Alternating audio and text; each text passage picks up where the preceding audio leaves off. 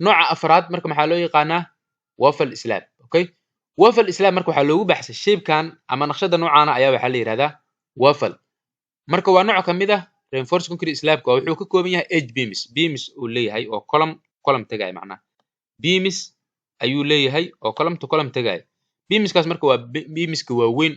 okay oo main beamska camal ah u shaqeynayo wuxuu kale leeyahay marka series of narrow internal beams oo loo yaqaan ribs rib ereyga la feeraha laga keenay feeraha waxa waaye waa taxan yihiin waa isgarab yaalin okay so marka sidoo kale waa beamska kale uu ku sheegay internal narrow beams uu ku sheegay beamskan waa weliba waa both direction perpendicular isku yihiin okay hadda waa kana kan waa rib beam kan waa rib beam okay direction kaas way u socdaan direction ka kalena way u socdaan okay ujeeda direction ka kalena way u socdaan okay so marka rib beamska uu ku sheegay waa kuwaas waa rib beamska marka si toos ah dhow wuxuu tagi doonaan beamska iyo supportyaashooda si toos u tagi doona marka ayaa sii qaadi doona okay so marka waa isla fahnaa asagana waxa waafal loogu baxshay marka meesha sare hadda meeshan hoose anaga noo muuqato okay meesha sare wuxuu ka yahay plane waa ka siman yahay saan oo kale uu ka yahay meesha sare hadda ma u jeedno kor wuxuu ku dhahay meesha hoosena hoolis ayuu ku leeyahay okay waa kana hadda hooliska okay marka muuqaal marka wuxuu ku siinaa waafal oo kale noocaan oo kale waafal ayaa la yiraahdaa soo marka see loo sameeyo qofku wuxuu isweydiinayaa qaabkan hooliska see loo sameeyo sawira meeshan ku dhigi sawirka marka maxaa bahaladan waa lagu qaabeynaa okay sidaan oo kale loo tixaa qaabkan loo nidaaminaa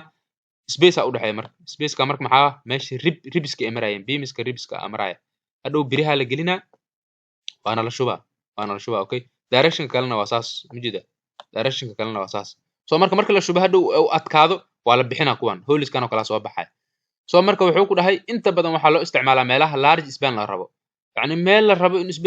spankaada uu dheeraado oo kolomyada ma aragtay aysan ku dhex qasaynin hool oo kale hadii la rabo haduu meeshan tiir taagan yahay halkan tiir taagan yahay xogaa ma fiicna soo marka kolomyadaas naxanibaayo oo nasu dhex galaayo markii laga cararayo oo span dheerna la rabo waxa la isticmaalaa noocan okay shaqada ugu weyn oo qabto marka maxay tahay waa inuu culeysyada waaweyn celiyaa oo celin kara sidoo kalena longer distance-na yani waa loo isticmaali karaa yani meel masaafo dheer yani spankiisu u dheer yahay oo kale loo isticmaali karaa okay waa isla fahanna marka waffle slabka marka waa stifer waxa la awoodda shaygu isaga caawin karo in wax deformation uu ku sameeyo ama isbedel nooc walba ama dhaqaaq ha ahaado ama qalloocin ha ahaado waxaasoo dhan awooddu isaga caabinaya stiffness okay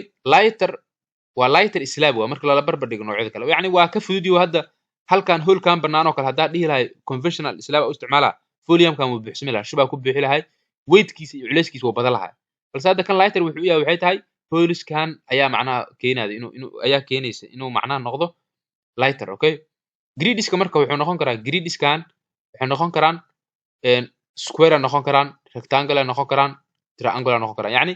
hadda meeshan grid waxa la lahaa leemankan saan isku dhaafaayo kale inta u dhaxaysa marka hooliska ku jiro hooliska marka adi shape ka rabtaa ka dhigi kartaa mar rectangle ka dhiganaya hadaa rabto mar waxa ka dhiganaya triangular okay hadba adiga qaabeyaha u isticmaasho marka tee loo isticmaalaa meelaha public ayaa loo isticmaalaa sida madxafka oo kale iyo airportyada iyo in badan inaa ku aragteen ayaa rajeynaya okay marka aan ka socono nooca shanaad marka maxaa la lahaa waa ribbed labada nooc hadeertaan aan soo aragno waa isku mid waaye wax saas ma ku kala duwan waxay ku kala duwan yihiin directionka waxay u jeedaa kan hadda columnkii waa kan ahaa beamkii waa kan ahaa beamka kuwaan support gareeya inta badan waxaa la dhahaa band beam okay waa kan ahaa band beam iyo beam waxay ku kala duwan yihiin beamka caadiga ah depthiga iyo widthka depthka dheer okay depthiga dheer okay balse beamkan band beam la dhahayo waxaa dheer widthkiisa ayaa aad u dheer okay oo aad uga badan depthiga okay marka waa nooc kamid ah waffle slabka waxaa la lahaa hadda xataa si kale hadaa kugu sharxo kan waxaa la dhahaa two way waffle slab kanna waxaa la lahaa one way waffle slab okay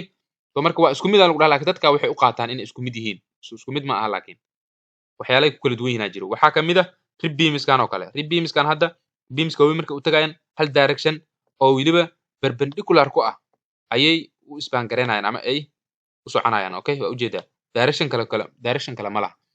wuxuu ku leeyahay ribiska iyo beamska inta badan waa same depth waa macni beamkeena ribiska ah iyo band beamka